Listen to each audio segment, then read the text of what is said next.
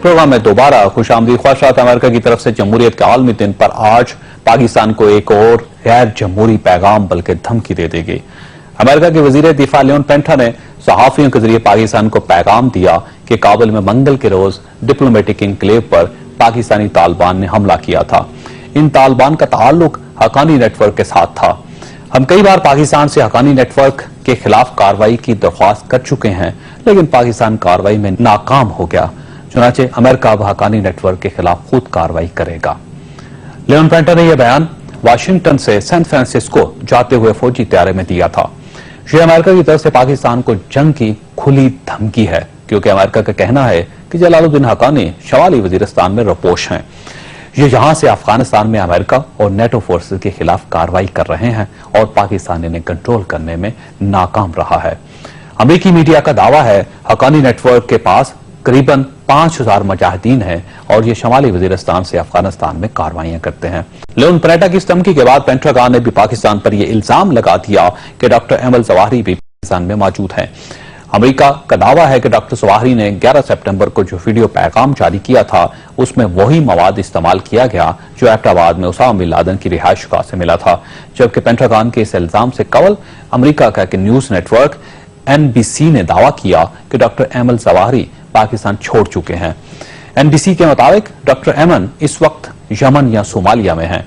Leone पेंटा की इस धमकी ने अमेरिका और पाकिस्तान के मीडिया को हैरान कर दिया, क्योंकि लियोन पेंटा ने एक माह कबल ये ऐलान किया था कि अमेरिका के पास पाकिस्तान के साथ ताल्लुकात बरकरार रखने के सिवा कोई चारा नहीं। मैं आपको ये भी बताता चलूं कि जलालुद्दीन हक्कानी कभी अमेरिका के ब्लू आइड फ्रेंड थे। ये माजी में व्हाइट हाउस के मेहमान भी रहे और अफगान जहाद के मौजूद कांग्रेसमैन चार्ली विल्सन ने इन्हें अच्छाई का पैकर भी कहा था।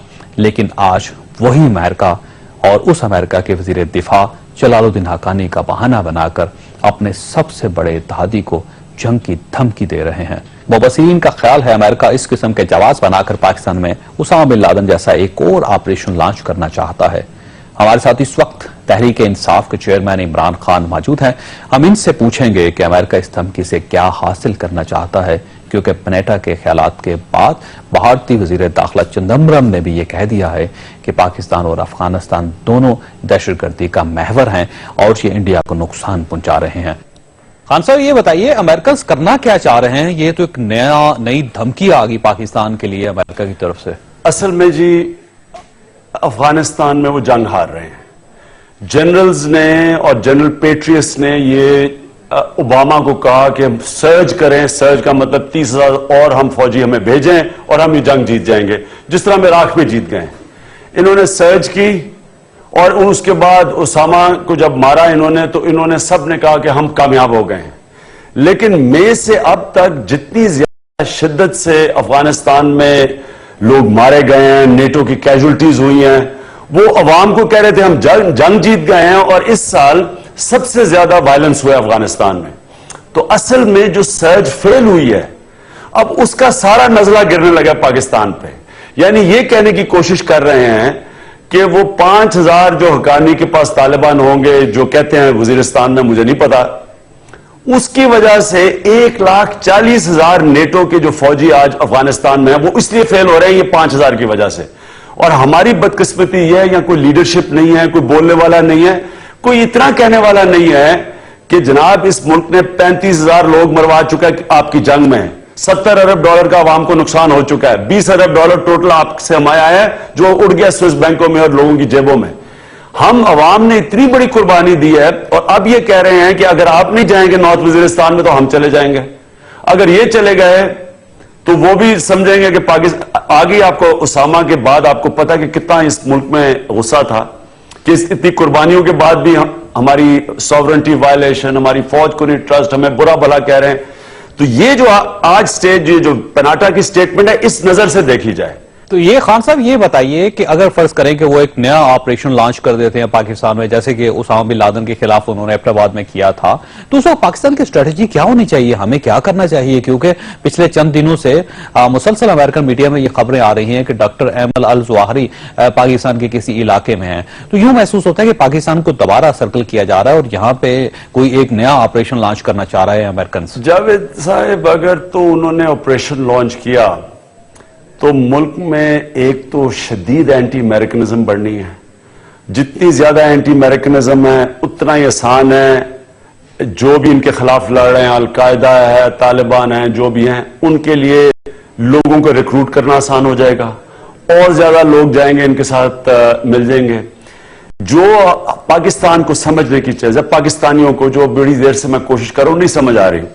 سارے قبائلی علاقے میں کم از کم 8 لاکھ سے 10 لاکھ مسلح لوگ ہیں.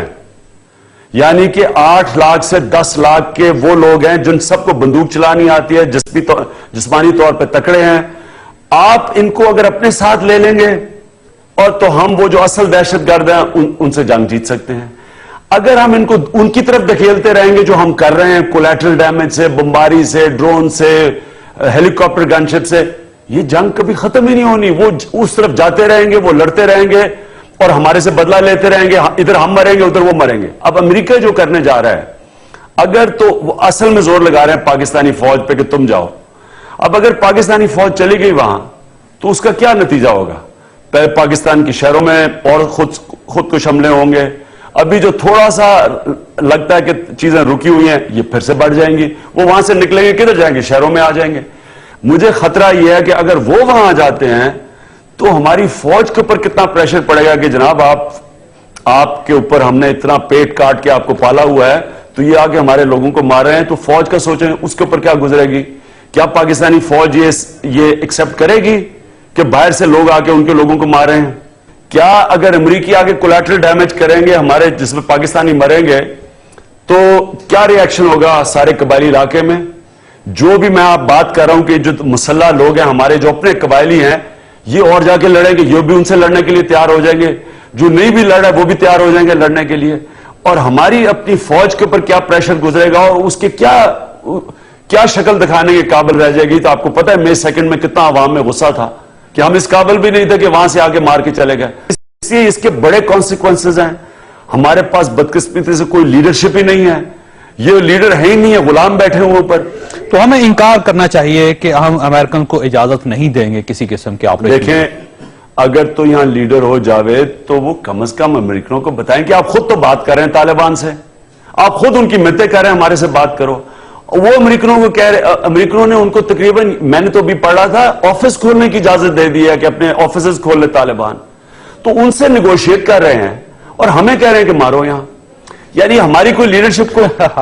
خان صاحب آپ کا بہت بہت شکریہ. ہم یہاں پر چھوٹا سا وقفہ لیں گے اور وقفے کے بعد آپ کو بتائیں گے کہ آج یوم جمہوریت پر پاکستان میں جمہوریت کی اصل صورتحال کیا ہے.